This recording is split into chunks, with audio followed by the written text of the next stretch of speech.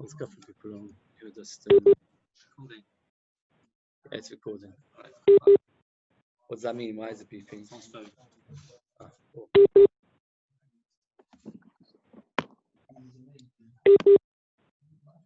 Is it working? Yes. What's the beeping all about? Somebody's phone was beeping.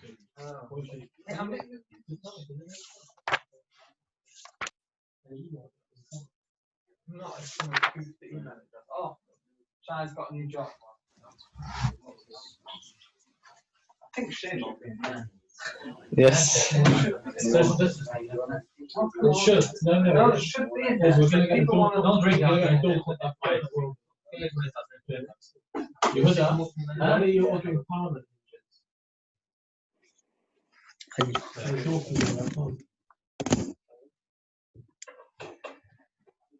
Okay. Yeah. We're up to Daf Kuf Lamed Beis Amud Aleph, the first of the wide lines. Next, Gemara is going to discuss Mila on Shabbos. We've actually been discussing it. It's a continuation of this Mila on Shabbos.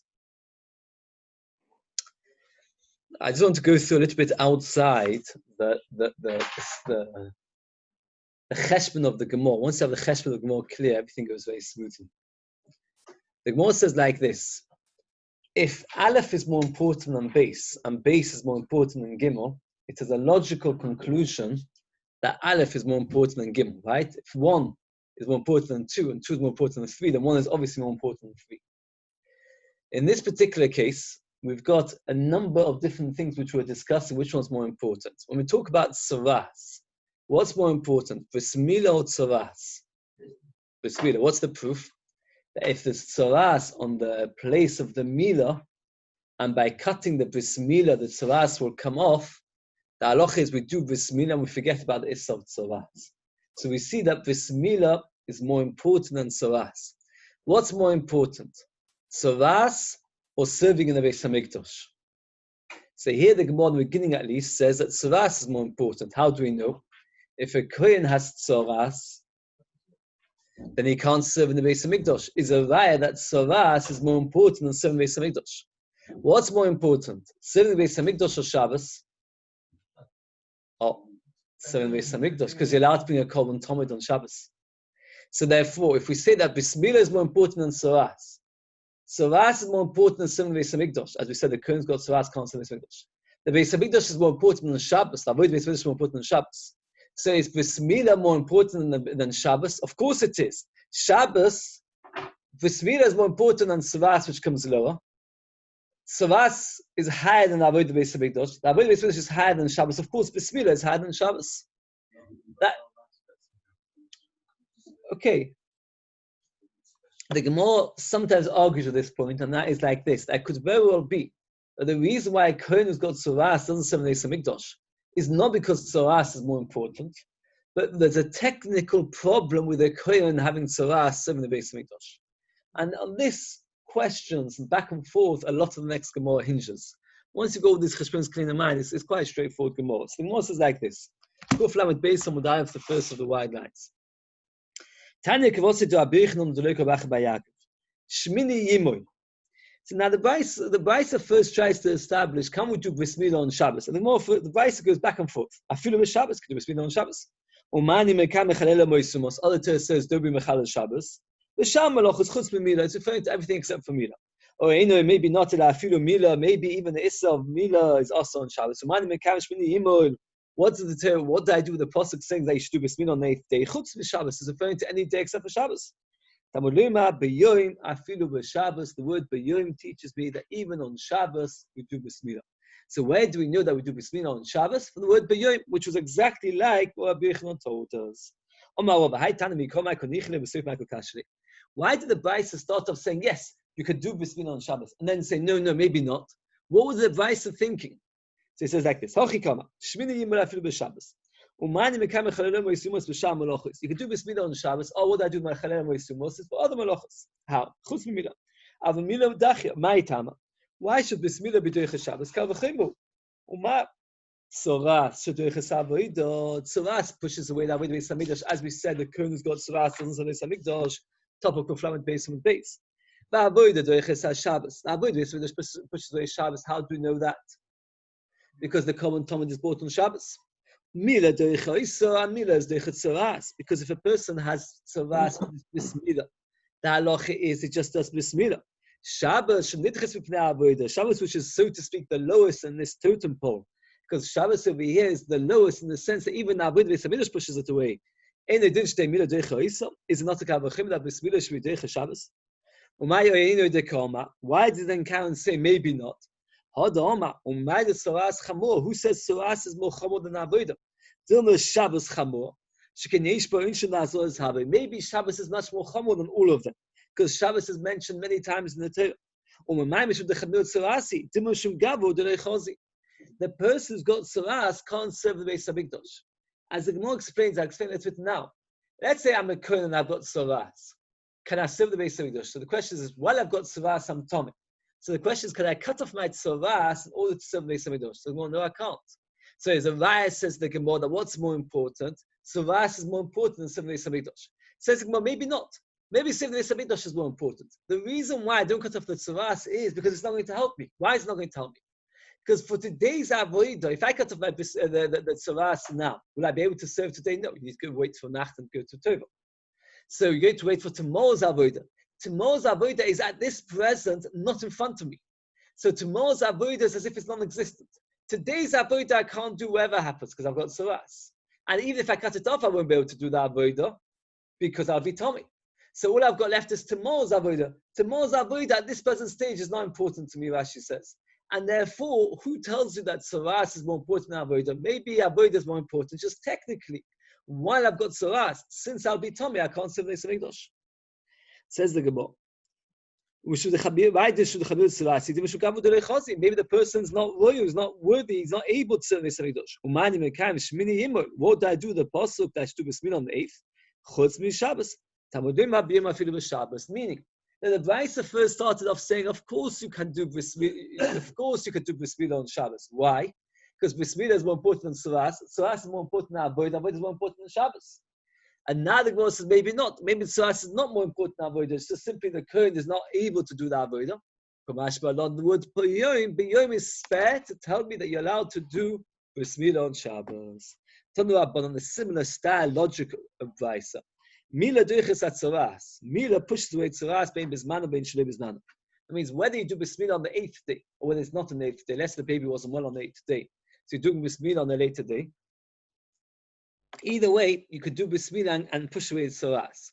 The Yom Tov in your doichel bismana b'lvad. When you do Bismillah on Yom Tov, if it's the right time, meaning that it's the 8th day. If a person, for example, got pushed off and the Bismillah was not done on the 8th day, and then it's Yom Tov, you can't do Bismillah on Yom Tov.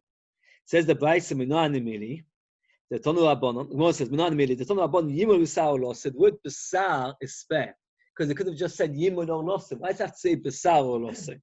But after Sheishon Baheres, even if it's got Tzoras, Yokos, you can cut it off. Umani Mekam Yishom B'Negat Tzoras. All the Torah says don't cut off the Tzoras. B'Sham Mekim is Chutz B'Mila is referring to everywhere else except for the Bismillah place. Maybe not. Maybe there's an issa to cut off Mila if it's got Tzoras there. Or the Torah says you should do Bismillah. It's referring to it. There's no Tzoras. The word Besar comes to tell you that even if it's got Tzoras, you're allowed to cut it off. What was this Brisa at the beginning saying that maybe, yes, I should cut it off? Then the Brisa says, no, maybe I shouldn't cut it off. The Tzoras, and then the Brisa eventually comes up with the drasha. What was the logic of the Brisa? Why?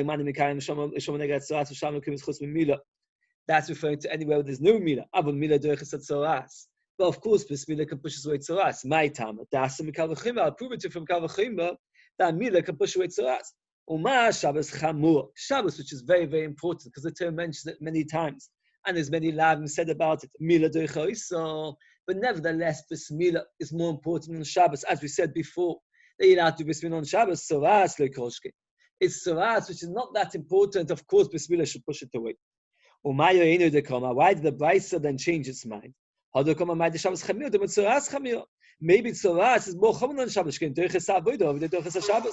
we see tzoras pushes away the avodah of the Beis Hamikdash, and avodah pushes away Shabbos. Means the Bryce started off saying, of course, Shabbos is more common than tzoras. And if Bismillah can push away Shabbos, of course it can push away tzoras. Then the Bryce said, maybe not. Maybe tzoras is more common. The proof being that tzoras stops occurring from doing avodah, and Shabbos doesn't, because on Shabbos we do the avodah. So as the Bryce says, therefore, how do I know that we're allowed to cut off an olah which has on it tzoras? Because the word basar is lishdach, a different kind of lashon to explain pshat in the Bryce. There's a mitzvah to do v'smila. There's a loisa say to cut off the tzoras. I say loisa say. Why did the Bryce change its mind? I say can push away a loisa say. I say veloisa say who it's an say and a loisa say. Why? Because the Torah says two places. One is Shomer b'negat tzoras, which tells us that you mustn't cut off the tzoras, and then the pasuk has on last is to do whatever the Kohen tells you, which tells us that you have to keep the halachas of tzoras. You've got an asay and a lois asay. Asay can't push away the asay and the lois asay. So the world says like this. So therefore, since you can't push away a lois asay and an asay, when there's no baheres, that means the reason why the Bryce had to come up with a drosha bosel to tell you that you're allowed to cut off tzoras is either because tzoras is asay and the lois asay, and asay can't push away an asay and the lois asay. That's the second notion. Or the first notion is because the logic of the Kavachima doesn't work, because we see that tzoras in some ways is more chomer than Shabbos, because tzoras pushes away avodah and avodah pushes away Shabbos, which therefore if tzoras is more chomer, where do you see that Bismillah can push it away? So therefore that's why we have a special posel, b'sar losoi, that to tell you the word basar is spared, that you can cut away Bismillah even if it's got tzoras on. So the Torah says by Yoim Hashmini that we do Bismillah on Shabbos, and basar or losoi that Bismillah is deichat tzoras. So we've got two drashas. One to tell you they can do Bismillah on Shabbos, and one to tell you they can do Bismillah even if the person has tzoras. The Torah says Tinach God. Now there's three stages of Bismillah. We said once. One is an 8-day-old baby. One is a boy of 13 who's already got the achrayas to Bismillah himself, and somebody in between the 8 days and 13. Now the Torah actually says three separate psukim about these three people, because the baby, there's a mitzvah for the father to Bismillah on the 8th day. A boy, once he's 13, is obligated upon himself to do Bismillah, and then in between his obligation on the father, it's not the right time. Now the word basar or losa, the word extra basar to tell you that we're allowed to cut away tzoras, even. So you're allowed to cut away Bismillah even if it's got tzoras on. That's only said by the 8-day-old baby and by a boy who's 13. It does not say it in the pasuk of the child who's in between 8 days and 13. So how do you know that a baby is 2 weeks old? And now you want to do Bismillah. How do you know you're allowed to cut away the Bismillah even if it's got tzoras on? Maybe you should say only an 8-day-old baby or 13-year-old boy, but not a baby who's 2 weeks old. Anybody want to suggest where we could learn it out from?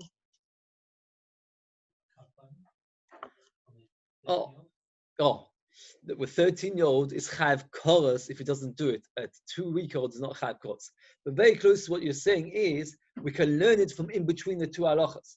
Since we see by an 8-day-old baby like this and by a 13-year-old boy, and each one has its own chumrah, but neither chumrah applies to the other case, we can learn it from in between.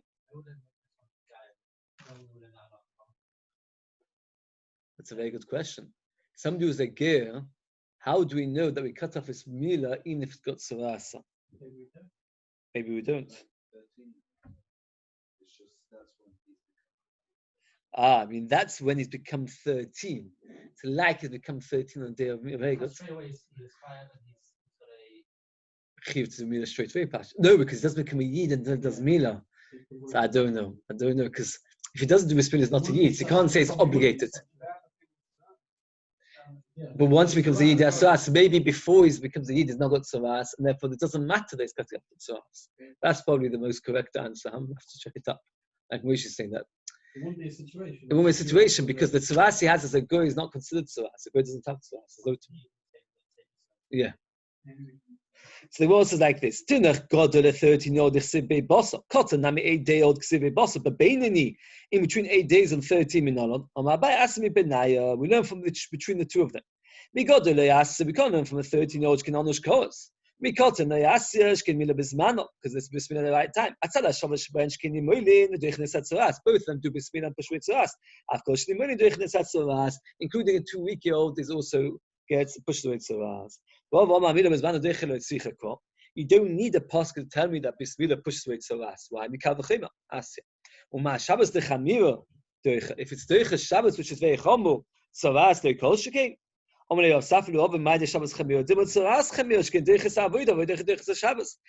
Safa asks him this thing, which we're going back and forth the whole day today, as to whether is Tzoras more important than Avodah or not. If Tzoras is more important than Avodah, because the Kohen's got Tzoras, can't do Avodah. And Shabbos is not more important than Avodah because Avodah is done on Shabbos. So you've got no more Kal V'Chomer that Bismillah can be done on Tzoras, because maybe you would say to you that Tzoras is more Chumul than Shabbos. So the fact that you can push away Shabbos because of Bismillah doesn't teach you can push away Tzoras because of Bismillah. So the Gemara says, no. Hasam la mishum de Chamir Tzoras. It's not because Tzoras is Chamul. And mishum de Gavo de Lechazi. The person can't do that Avodah technically. Says the Gemara, why? Because it's Tommy. Amai, v'yokutz be'alta v'yavud. Let him just cut it off and then serve the base of Mikdash. So Moses says, he can't tovel. Since he can't tovel, he needs to turn it to the next day and by the next day. So they're different avodah. It's not this avodah. So what happens if he's got these kinds of negoim, which doesn't require tevila? For example, if it's parach bekulu, if he's got his whole body full of tzaras, so the halacha is he can't do the avodah, but the ma'aseh you can't cut it off. So therefore, why can't we say let him cut it off? And then he doesn't need to go into the mikveh and let him serve in the Beis Hamikdash. So the Gemara says,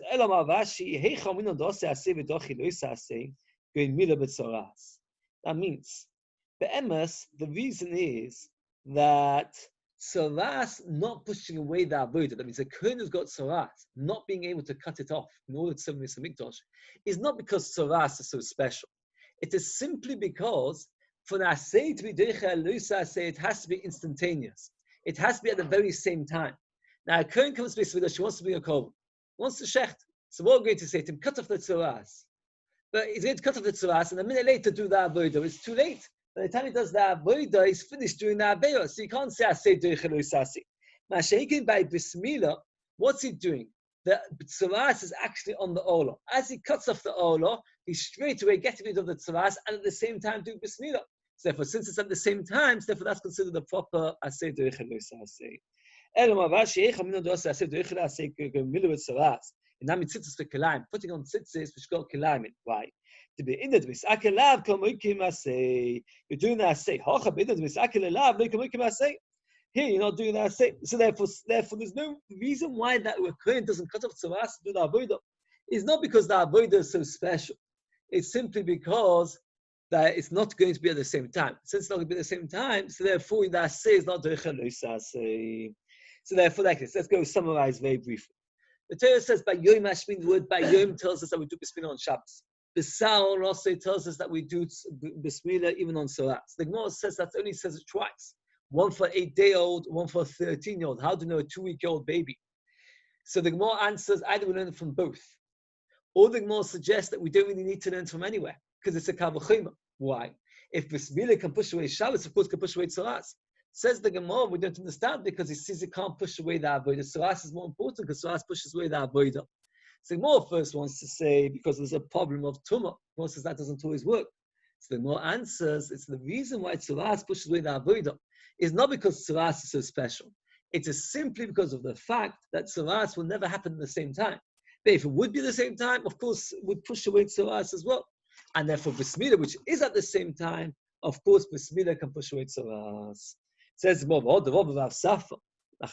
Safa, how we know that you could do Mila on Tzoras, top of Kuflam Gimel on Medalef Tanoi, the Tanya B'Sav Afi Shesham Ba'eres, Yimol Diva B'Yesha, of Yesha learns the word Basel. Because of Yesha understands that you need a special pasuk. Without the pasuk, you wouldn't know that you're allowed to do Bismillah on Tzoras. Shabbos Chamur Doicha, like Rava says, that if Bismillah can push away the Shabbos, which is very Chamur, Tzoras the Kolshkin, of course, can push away Tzoras. So you don't need the pasuk. It's logical. If Bismillah can be pushed away Shabbos, of course, can push away Tzoras. Omama, Bosa Apisheshon Be'eres Yimov Diva B'Risha. That the Torah says the word Bosa to tell us that if a person has tzaras, you can still do bris milah even though it means cutting away the tzaras. Furthermore, Namali Kro, Dovashin Iskavanu, but Dovashin Iskavan Mutter. He's trying, what's he trying to do? He's trying to do bris milah. So at the same time, he's cutting it off, a bit of the tzaras is coming off. But that's not his intention. Since that's not his intention, it's Dovashin Iskavan is Mutter. Oh, very good. Omar Abai. The Nisachal Labiuda Dovashin Iskavan also. Again, Mishitas Rabbi Yehuda that says that Dovashin Iskavan is also, so therefore you have a special part that it's Mutter. Rava Ma'afilu Tim Rabbi Shimon. Moidu Rabbi Shimon B'Sikreisha V'lo Yomos. When something's definitely going to happen, like cutting off the head of a chicken. Well, definitely the chicken is going to die. So Rabbi Shimon agrees that you can't rely on Dovashin Iskavan. And over here it's B'Sikreisha because the tzaras is on the oro. As you cut it off, it's definitely going to come off. Fade the Gemara. What's the most obvious kasha? But Abai, let's lay Aisvod. Does Abai not hold of this logic of B'Sikreisha?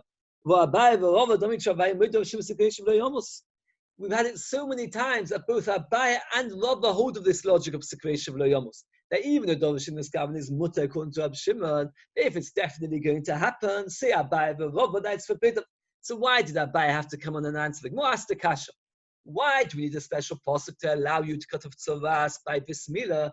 Anyway, it's Dovashin Iskavan. So Abai answered this. Rabbi Yehuda says Dovashin Iskavan also. You Abai, why did you have to say such an answer? You Abai, hold up Sekreisha V'lo Yomos. Because you've said it many times. So therefore, according to your own shitta, you don't need to come on to Rabbi Yehuda. It's a Psikreisha story over here. And since it's a Psikreisha over here, even Rabbi Shimon holds it's no good. Says more, no. Basa the Shama Merova Salva. Abai originally never knew this logic of Psikreisha.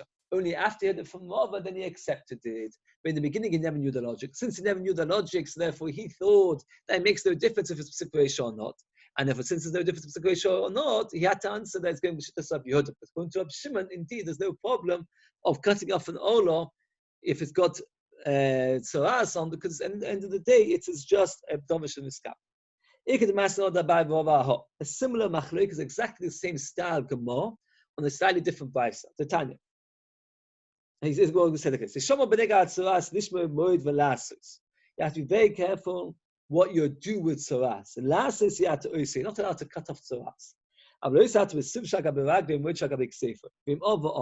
say a person has tzaras on his shoulder, and he works as a porter, so he carries things on his shoulder. And what happens? All the rubbing of all the stuff he carries on his shoulders rubs away the tzaras. Alternatively, he's got tzaras on his foot, and he likes to wear tight shoes, trainers. And every time he ties on the shoelaces and he wraps it around, the tzaras gets rubbed away. Mutter also, what would you say? So the Torah says, that you're not allowed to do something about the tzaras. Hey, you're not actively doing, passively it's coming away. So it's mutter. Special drasha that you've not been over the issa of cutting tzaras because you're not actively doing, you're just passively letting the tzaras go away. For the same question.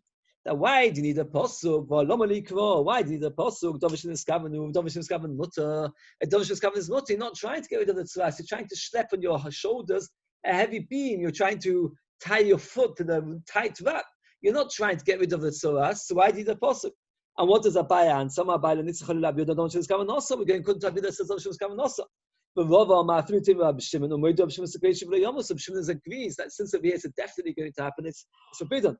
The Gemara, what's the kasha of the Gemara? Abai, let's say Abai, Rava don't show Abai Sekreisha V'lo Yomos. Abai also holds of the Svab Sekreisha V'lo Yomos. Why did Abai have to answer the Gemara Rabbi Yehuda that holds that Dovashin Iskavan is also, even according to Rabbi Shimon, it is also because it's a Sekreisha over here. And so what about the Shema Rava? So after he heard it from Rava, he accepted it. So we have two places where we have a drasha that you're allowed to get rid of tzaras in the Dovashin Iskavan way. What are the two drashas? One is referring to bris milah, and one is referring to somebody who's carrying a burden or tying his shoes, and in the process the tzaras goes away. And in both times, the asks Akasha, why did the sword to matter it? Why did the sword possible to tell you it's okay? Anyway, it's Dovashin Iskavan. And both times Abai answers going good to Abiyah says Dovashin Iskavan is also. And both times Rava answers going even according to Shimon. In the end of the day, Dovashin Iskavan, but we hear some Psikreisha. And both times the Gemara says that Abai agrees to it, only he never knew it at the time, and eventually accepted it from Rava, and eventually became Abai's own shitter, that by Psikreisha, even Rav Shimon holds it's no good. Says Rava, Abai, I live with Rav Shimon. Hi, boss, my obviously. in Abaye's previous logic, that he thought that we're talking about Dovish and Miskavan is always mutter, even if it's a situation. So why did he do it bossa? Bossa is coming to tell you that you're allowed to cut off tzaras. According to Abaye, it's okay because Dovish and Miskavan. Before Abaye knew the logic of situation, and therefore that it's forbidden. Before he knew that logic of situation is forbidden, what did Abaye think? So Gemara says like this: Omab Amom, but look, it's about to Miskavan. We're talking about that a person's got tzaras on his milah, and he says to the moyel, I need two things done. One, I want to get rid of my tzaras, and two, I need to do bris milah. So over here, you can't call it Dovish Miskavan, because his intention is to get rid of the tzaras. So that works with a 13-year-old. With a baby, well, who's doing the intention? The father of the child is saying, you know what? Let's cut this bris milah, this olah, because we want to get rid of the tzaras. So the father's intention, and the moyel does it as a shlichus, that he's doing it not because of bris milah, but rather to get rid of the tzaras. So it's not Dovish Miskavan, it's a Dovish Miskavan. Says the Gemara, if the father's intention is not to do bris milah, but rather he's doing bris milah, but his intention is not to get rid of the olah because of the mitzvah, the special mitzvah bris milah. But his intention is simply because he wants to get rid of tzaras. So why should we let the father do it? We always have a principle that asay is derech elusa asay only if you have no choice. You can't just do an asay derech elusa asay if there's a way to keep both. Over here, we have a simple solution to do the asay and the elusa asay. What's the simple solution? What we should do is tell the father to get out of the room. You go away. Because you're not interested in doing bris milah. You just want to get rid of the tzaras. You go away. And then we'll get somebody else to cut the olah. And his intention is only because of the mitzvah.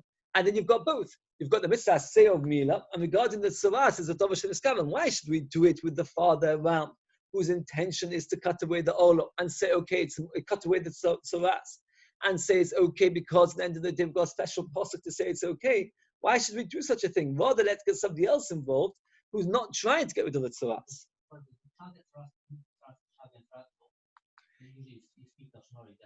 Yes, many times the baby can get tzaras. It's either an oinish on the parents, or sometimes like Shmuel gives punishments which we don't understand why. A baby can get tzaras from the day old. It's a good point. If you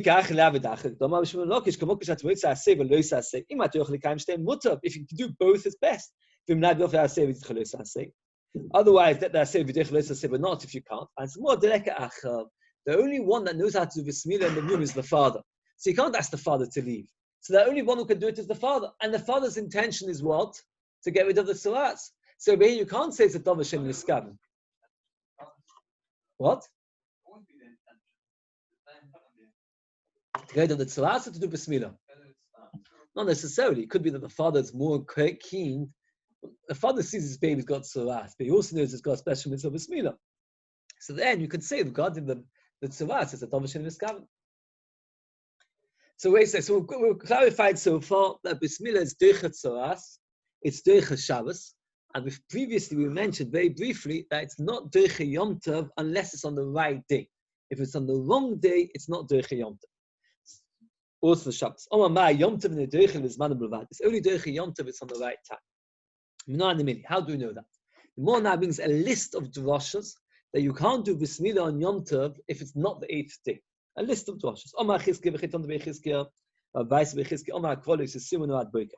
The Torah says like this: don't leave over the Korban Pesach till the morning, and that which is left over till the morning, you should burn it in the morning. And the obvious question is, if you edited that pasuk, I bring out a book, Sefer, a lot of time with editors. They spend the whole time nitty-gritty every time. You don't need to say that word. You could say that word in a different way. So use a pronoun, don't use this. So we hear this pasuk. What's problematic with this pasuk? Why just say till the morning twice? Just say, and that which is left over, burn it. You just said, don't leave it over till the morning. And that which is left over, burn it. Well, why do you have to say left over to the morning? So from now we darsham that we're talking about the Korban Pesach. When is the Korban Pesach shechted? On the 14th. It's meant to be eaten the first night Pesach. You shouldn't leave it over till the morning. What's the morning? The morning of Yom Tov. Now, if you did leave it over, what should you do? Burn it. When are you going to burn it? Not on Yom Tov. Because you're not allowed to burn a korban which is possible in Yom Tov. You have to wait for the next first day Chol HaMoed. So till the morning which is spare is to tell you, wait another morning. That you have to wait till the morning of Chol HaMoed. So that is why the Torah says till the morning twice. So since it says till the morning twice, to tell you can't burn it in the morning of Yom Tov, you have to burn it in the morning of Chol HaMoed. But what do we see, by the way? That you can't burn a korban which is possible on Yom Tov. Or you have a mitzvah to burn it. It's noisa. It's left over. You've got a mitzvah to burn it. The answer is because you can burn it on a weekday. Why do you have to do it now? Wait till do it on the weekday. Similarly, because the time it was not specifically for Yom Tov, you could do it another day. Similarly, by Bris Milah, which once you've lost the 8th day, you can't do it on Yom Tov because you can do it another day. So therefore, we don't allow you to do it on Yom Tov. You have to do it after Yom Tov. So again, Omar Kol is when you add boiker, Shein Tamrim add boiker. Don't need to say it till the morning again. Matamrim add boiker, but because it's in a boiker, Shein necessary for so you have to wait for the second morning to burn it, meaning the morning of Chol HaMoed. Why? Because you're not allowed to burn korban which is possible in Yom Tov. Just like you're not allowed to burn a korban which is possible in Yom Tov, you're not allowed to Bris Milah, which is not on the 8th day on Yom Tov. By Omar Kol ila Shabbos b'Shabbatoi.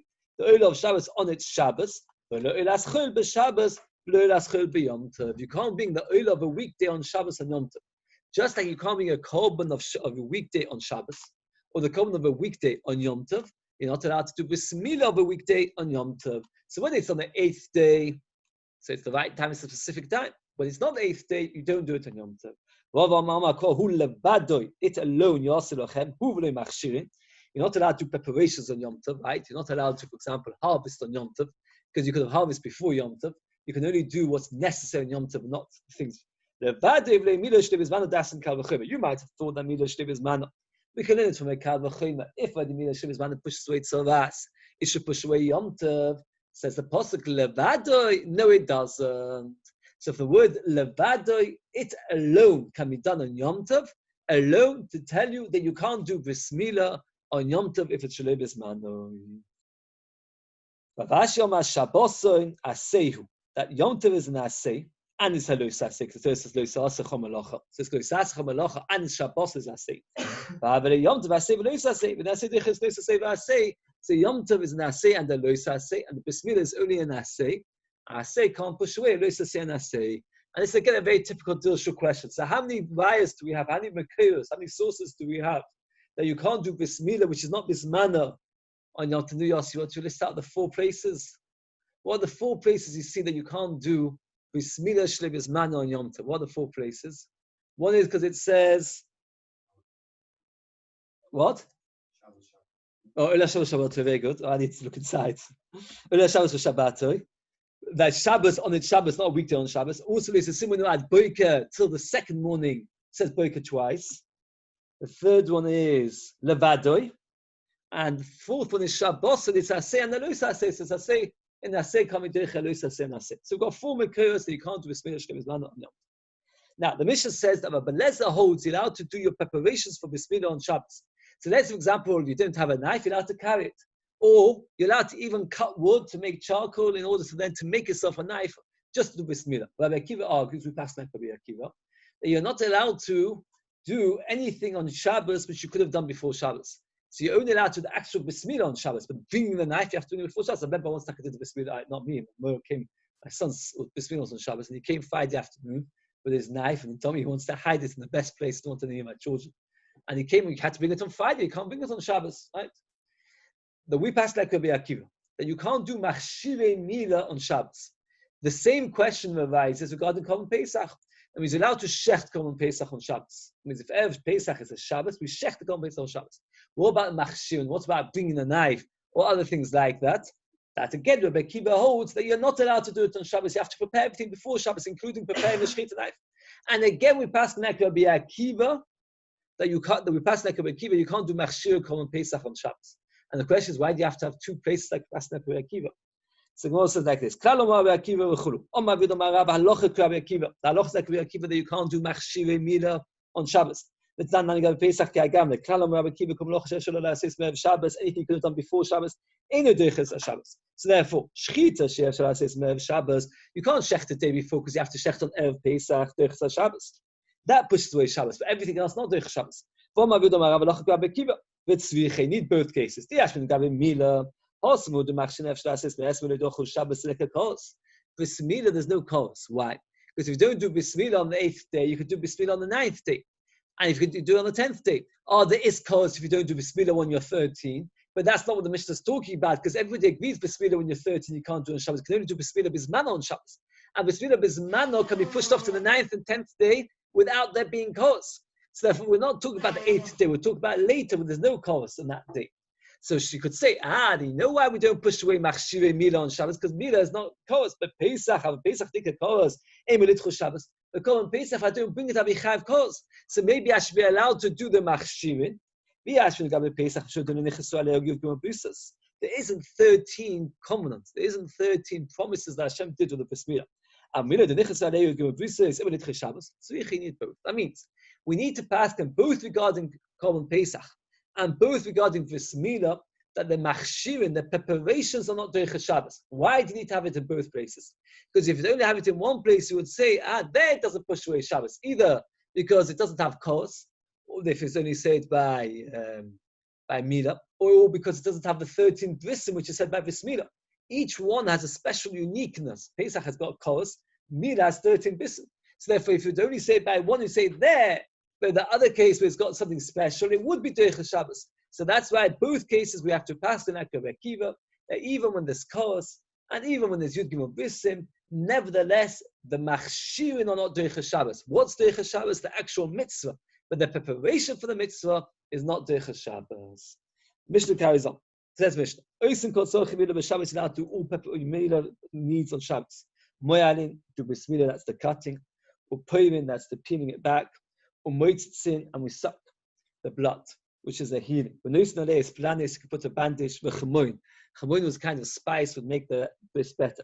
If you didn't grind it in the Shabbos, and you chew it with the teeth and you put it on. Tesis tells us that putting on this chamoin, this cumin, was actually pikuach nefesh. The halach is pikuach nefesh is doich Shabbos. So why do you have to chew it with your teeth? Why can't you just grind it?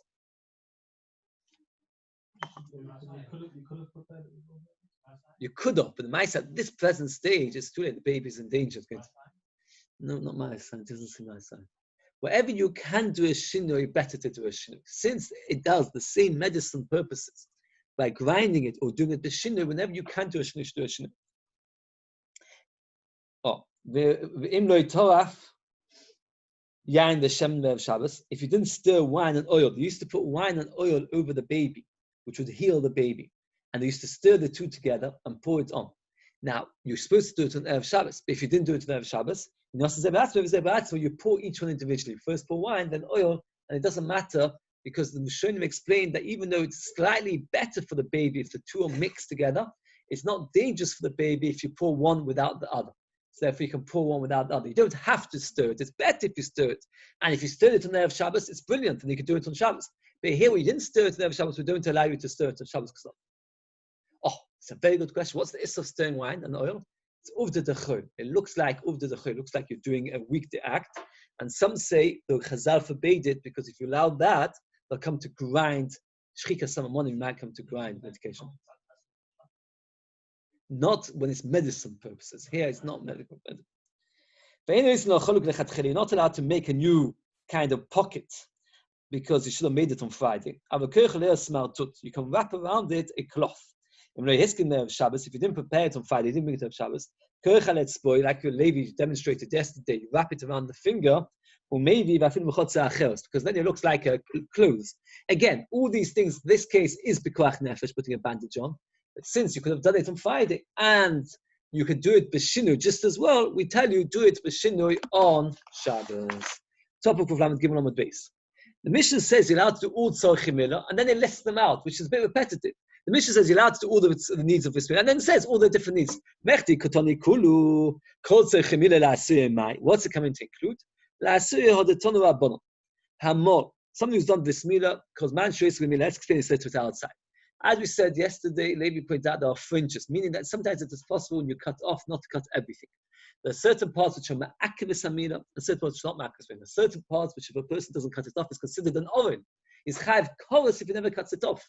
Somebody told me that one time he was looking at his baby, his son, and he felt there was a piece of growth growing, and he decided, I don't know what it was, he said to me, he decided that it looked not good. It didn't look like it had been cut completely. The child was about 2-3 years old.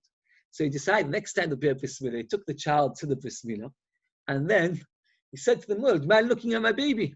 And the mur looked and said, "Hey, this is no good." He took out his knife and cut it. Much to the screams. He came home with a screaming child.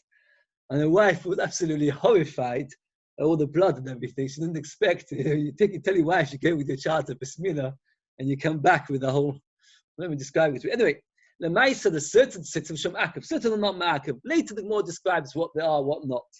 Lemaisa, when a person is actually doing the Bismillah on Shabbos, he doesn't have to do the barest minimum. He can cut everything that he wants to cut, even things which if he didn't cut, would not be Ma'akav the Bismillah, would not considered all. Once he's stopped, and now he's finished, and then he looks and he says, oh, I didn't do everything. So then it depends. If it's something which is not important, he's not allowed to cut it. If something which is very important, he is allowed to cut it. So this is what the Mishnah means.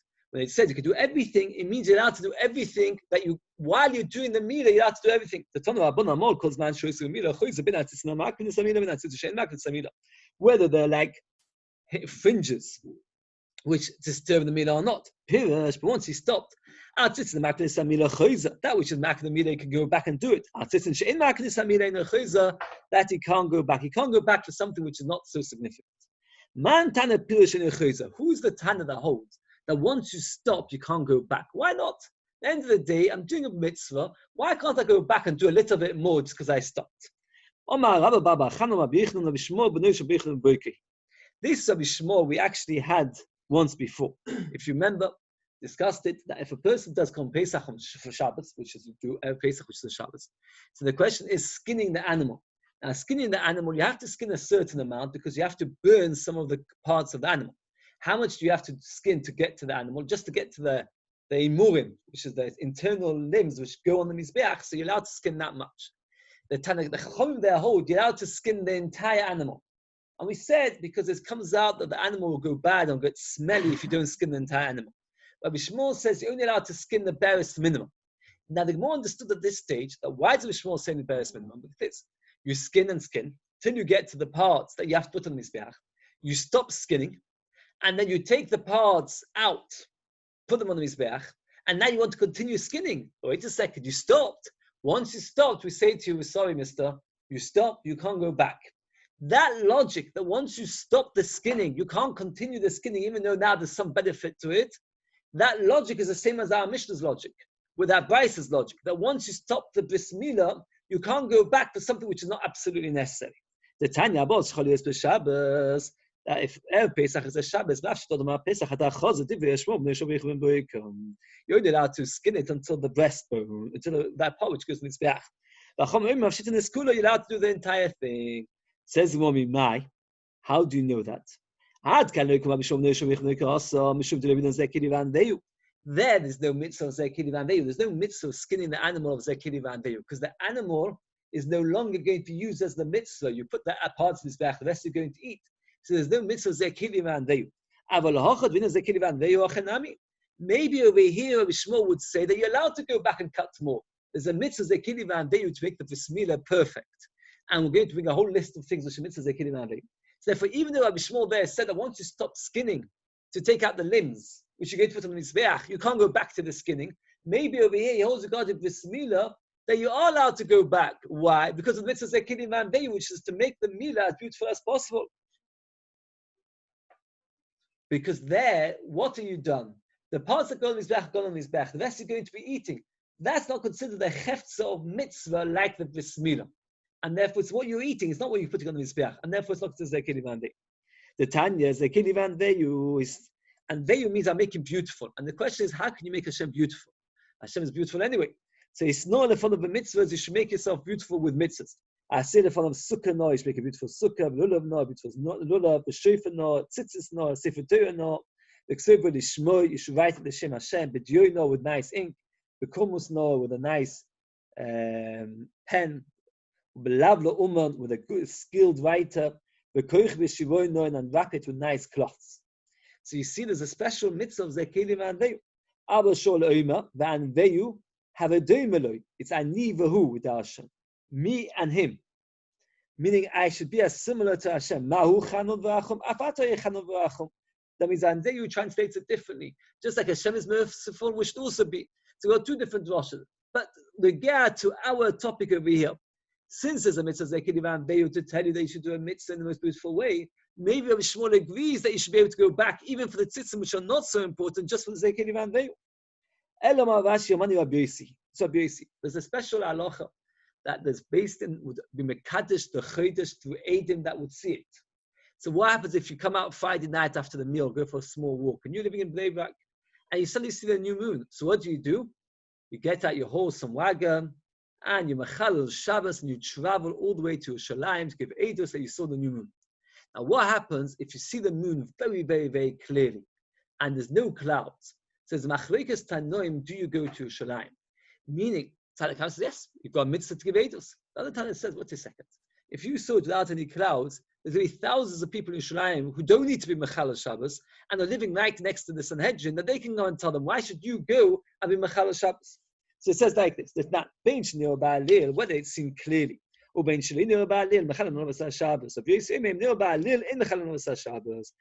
seen clearly, not mechalel Shabbos. Why? It's needed. We need to know to mekadesh the chodesh. The teretz is that at the end of the day, it's not needed. It's a mitzvah which is not needed. A mitzvah which is not needed, says Rabbi Yossi, will not mechalel Shabbos. Similarly, the Bris Milah is a mitzvah, but it's not necessary in the sense that you don't have to do it, because at the end of the day, we're talking about the fringes which are not ma'akev v'samira. So the Gemara wants to compare. Rabbi Yossi tells us that when you've got a mitzvah of Kiddush HaChodesh, but it's not necessary because we rely on the fact that other people will see it, is similar to a Bris Milah, which you've cut most of it and you've left over a little bit which are not absolutely necessary. It says, well, no, there you don't need to do anything. Why? There's no Chil Shabbos involved at all. You from Bnei Brak stay at home. The people in Yerushalayim living next to the Sanhedrin will go. So there was no Chil Shabbos at all. But over here, when you anyway being Mechalel Shabbos, why are you being Mechalel Shabbos? Because you have to do the Bris Milah. Only you've already been a bit, you've already gone against Shabbos, so to speak, 99%. You've done the Bris Milah, you've done Mitzvah, you've done everything. Only now you want to cut a little bit more. Since you've already been Mechalel Shabbos so much, so therefore maybe I should say, if I've been Mechalel Shabbos so much, let me just do a little bit more and cut more. You can't compare it to Rabbi Yossi's case, where you're not getting Mechalel Shabbos at all, because you're staying Bnei Brak, and the people in Yerushalayim are living next to the Sanhedrin. Elo says the Gemara, Omine doi Rabbanon de pliga ledu Rabbi Yossi. It's a different Rabbanon that argue on this. It's not. The mitzvah on Shabbos was to take the lechem upon him off and to put fresh lechem upon him on. Now, in the base of Mikdash, Mishkan, the table of the shulchan was from east to west, right? Like we have east to west, not like the tables here, which are north to south. The tables were east to west. And what would happen is you'd have two kohanim taking the bread off, two kohanim bringing the fresh bread on. And we have a machlokes, how did they do it? One Tana says the way they used to do it is they would literally do it in simultaneously, meaning as they were taking the bread off, the other two would put the bread on. That it should all be done in one go. Why? Because the Torah says lechem tomid. There has to be constant bread in front of the Hashem. Constant means all the time. So what you would do is you would push. What you would do is this would be one set of bread, this would be the other set of bread, and this person would take off the bread, and this would put the next bread. That way the bread would always be on. But Jesus says, no, you don't need to do that. It is okay to take the bread off and then later put the other bread on. As long as there's not one night without bread, as long as there hasn't been a whole night without any bread on the shulchan, that's called constantly. Constantly over here means the whole time, meaning every single day. It doesn't have to be every single moment. That's what's called tom. The Gemara extrapolates, Gemara understands from this machlokes what's considered a break. Rabbi Yossi holds a large break, that's not considered a break. The fact that it's a break for a few hours, that's not considered a break. At the end of the day, night hasn't come across, it's considered the whole time. The Chachamim will argue, and they say, no, the way to put the lechem upon him is, as one comes off, the other one goes on. They obviously hold that the second, the smallest break is considered a hefsek. According to them, that's considered a hefsek. So if I stop doing Bris Milah, and then I look, and then I suddenly notice that there's some fringes left, so now it's considered the whole break. Since it's considered the whole break, I'm not allowed to do the rest because it's not ma'akev v'samira. Says the Gemara inside, it's not. Abu kanim nichnasim, 4 kanim would come in. Shnayim biyodam v'shnei sedaim, 2 would come with 2 sets of bread. V'shnayim biyodam v'shnei bezichin, and 2 would come in with 2 spoons of levona. V'abu makdim nifneim, and there will be 4 kanim walking in front of them. Shnayim litel shnei sedaim, 2 to take the 2 sets of bread. V'shnayim litel shnei bezichin, and 2 to take the 2 sets, the 2 spoons of levona. And machnisim owned in mitzvah, and those who bring it in would stand in mitzvah. Upneim the dome is facing south. they would stand, which way is north in this room? East. This is north. So they would stand in the north side. They would stand over here, facing this way. And the others would stand that way, facing this way. The reason is because Sofa is more important than Doim. Anybody got instant proof that Sofa is more important than Doim? Kodesh Kadoshim, Shchitosan Ba, Sofa, if you ever say it's Mukema. Shchita is always in the Sofa is considered more important.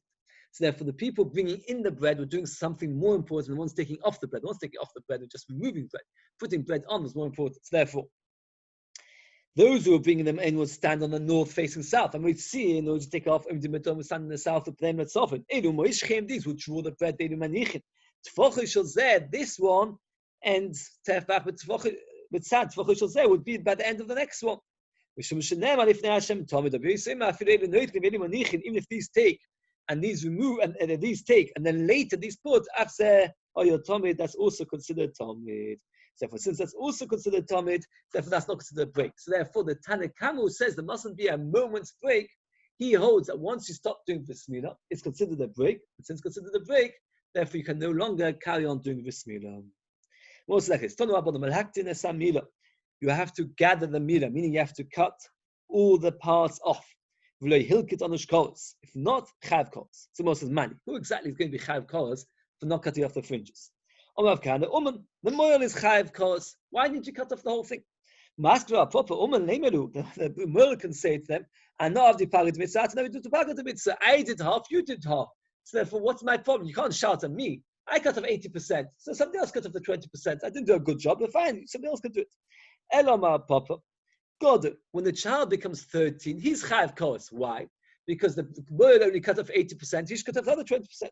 Why does the vice need to tell me that person's chayav koros if it's not cut off the 20%? That's what the Torah says. That person's always chayav koros. That is a before pasuk. We're talking about a moyer with a very strange case. That he came on Shabbos afternoon, a couple of minutes before Shkia. And Rashi explains that people around said to him, "Don't do Bismillah now." Why? You're never going to be able to do it in time. And by the time you finish, it's going to be Nacht. You don't do Bismillah Nacht. And the Mother said, yes, I can do it. And he started cutting when it was still Shabbos, but he didn't finish on Shabbos.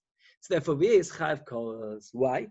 Because he was Mechal Shabbos. He was Mechal Shabbos without doing Bismillah, because he cut without cutting all of it. That's what we're talking about. Going to also be Hashmoshes to Shabbos. You will not be able to finish. I will finish. And he did it, they never finished. So therefore, he made the chapur, means he cut the onush koros, and the maise is chayav koros, because at the end of the day, he did a chapur on Shabbos for no reason. Rashi says, why is it not chayav misa if that's the case? So Rashi says, because they never warned him from misa. Oh, says Rashi that what? Yeah, they have to warn him on Shabbos. Oh. So therefore, since it's chayav koros, if it's not chayav misa, because it's never done a and it's not considered shogig. Why is it not considered shogig? Because the people around said to him, "We know you're not going to manage it on Shabbos." So if it wasn't shogig, he was being. It's not shogig when the person doesn't make a mistake. This person knew he was going to finish the Shabbos, and he still did it. Let's moitz in the chuli, allowed to suck on Shabbos. A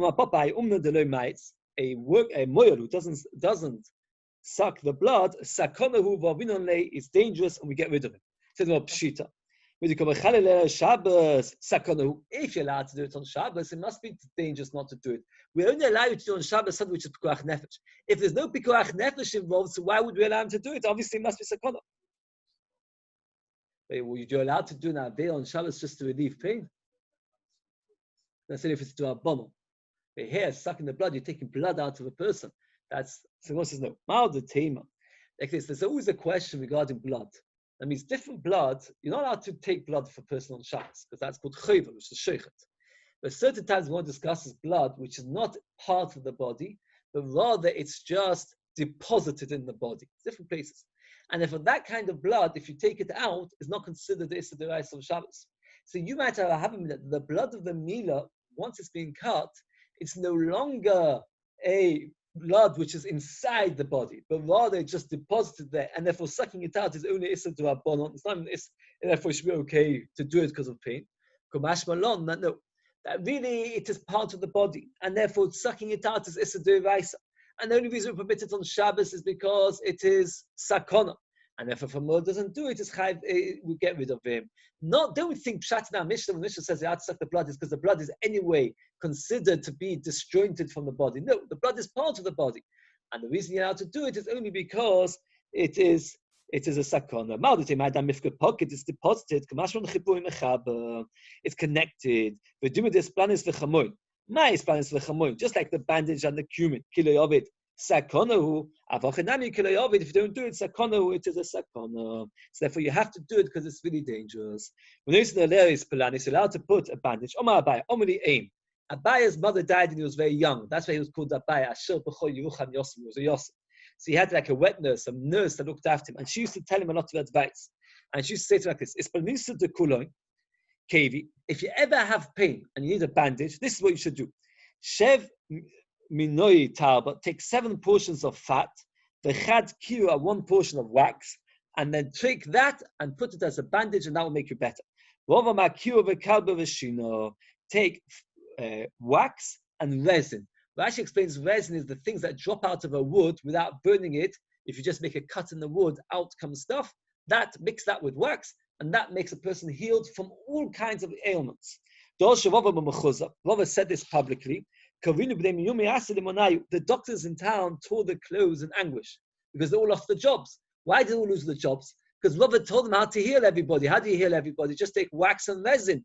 And now nobody had a job left, so they lost the panosa. Rava said to them, don't worry, I left over 1 medication which I never told everybody. Person who washes his face, and he doesn't dry it properly, top of Kuflam Dalef from Dalef, it sprouts out from him, chaspinta boils. If a person doesn't dry his face properly, he'll get boils. And he never told that publicly. So therefore, that medication was still left for the doctors in town to do. So there was no reason for you to be so upset. Maite kante, what should he do? Limshi tuva b'maida silka. He should take beet juice and use that to clean himself. And if he uses beet juice, he'll get better from the boils. And that's a true halacha, I think, even nowadays. If you wash your face and leave it damp, I don't think it's so healthy. I think you're supposed to actually dry your face properly when you wash it. Okay, we'll stop over here. Kufla Dalef, top of the page. And slightly easier Gemara tomorrow. I hope that it was okay. I know that's okay. There you go, that's it.